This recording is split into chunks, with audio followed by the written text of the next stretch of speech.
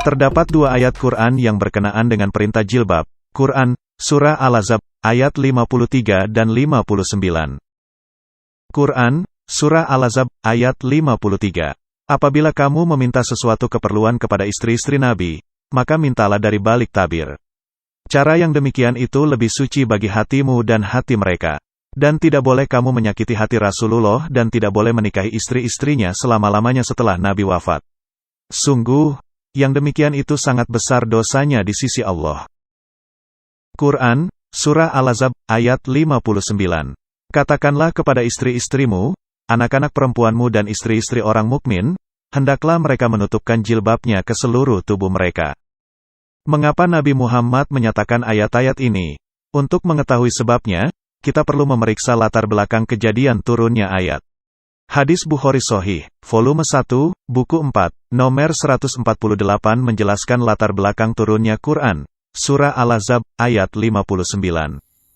Istri-istri Nabi terbiasa pergi ke lapangan Al-Manasi, dekat Bakia di Medina, untuk buang air di malam hari.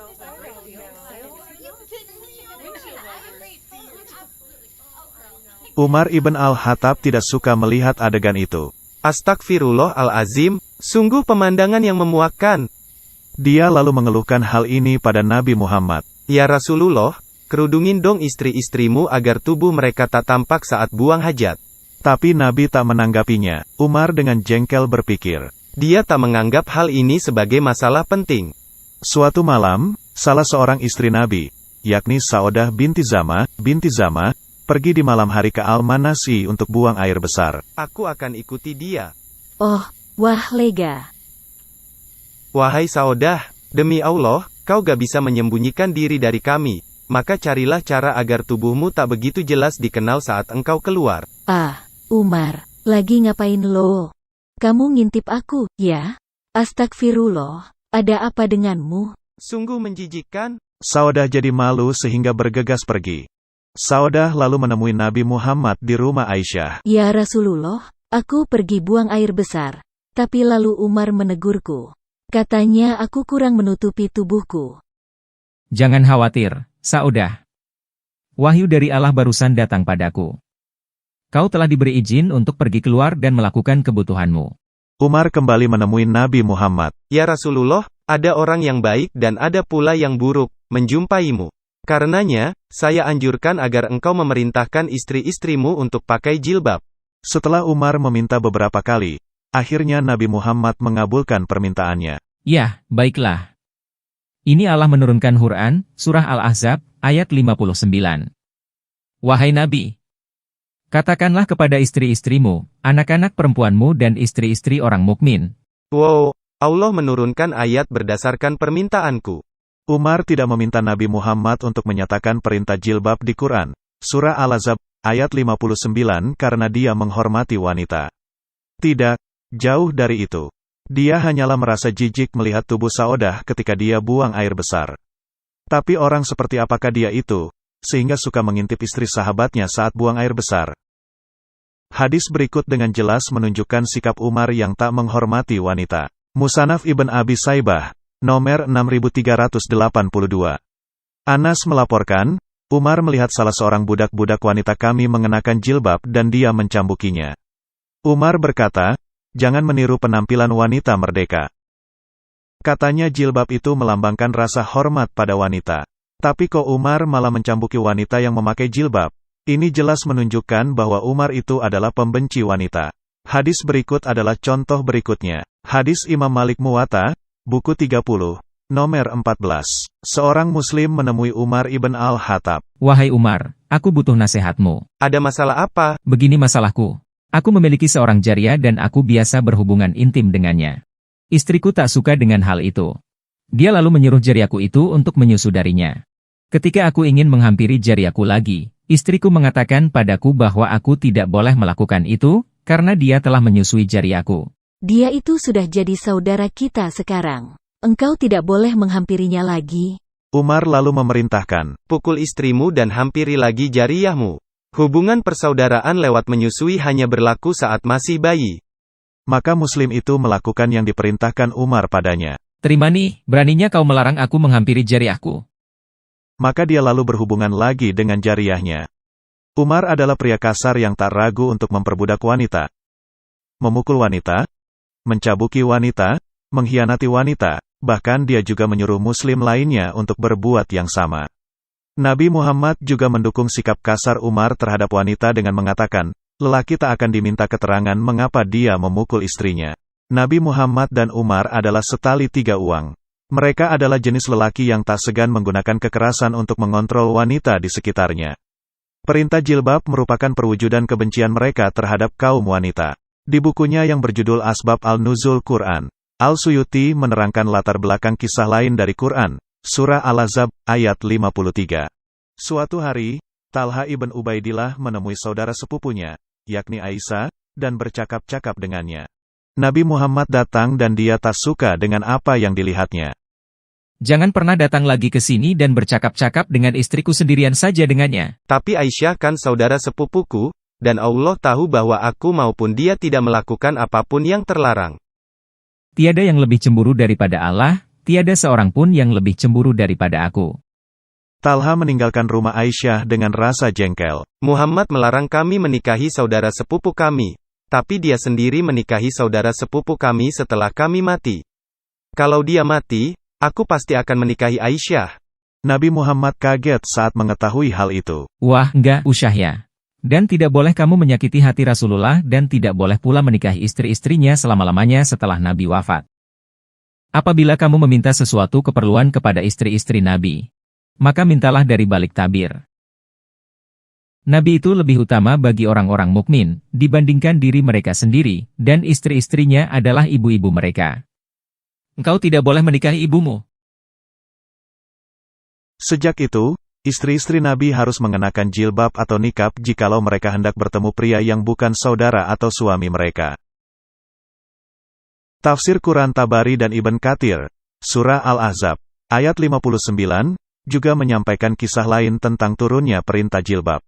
Di Medina, para istri Nabi kadangkala harus keluar di malam hari untuk buang hajat. Tiada fasilitas WC di rumah mereka, sehingga mereka harus pergi ke lapangan Al-Manasi untuk buang air. Di perjalanan menuju Al-Manasi, para pemuda berandal mengganggu mereka. Tatkala para istri itu melaporkan hal itu kepada Nabi, dia tidak berbuat apapun terhadap para pemuda tersebut. Sebaliknya, dia malahan menyuruh istri-istrinya untuk mengenakan jilbab yang menutup seluruh bagian tubuh, termasuk bagian mata. Oh, Allah just sent an order for you all. Quran Surah Al-Ahzab verse 59. O Prophet, ask your wives, daughters, and believing women to draw their cloaks over their bodies. In this way, it is more likely they will be recognized as virtuous and not be harassed. And Allah is all-forgiving, most merciful.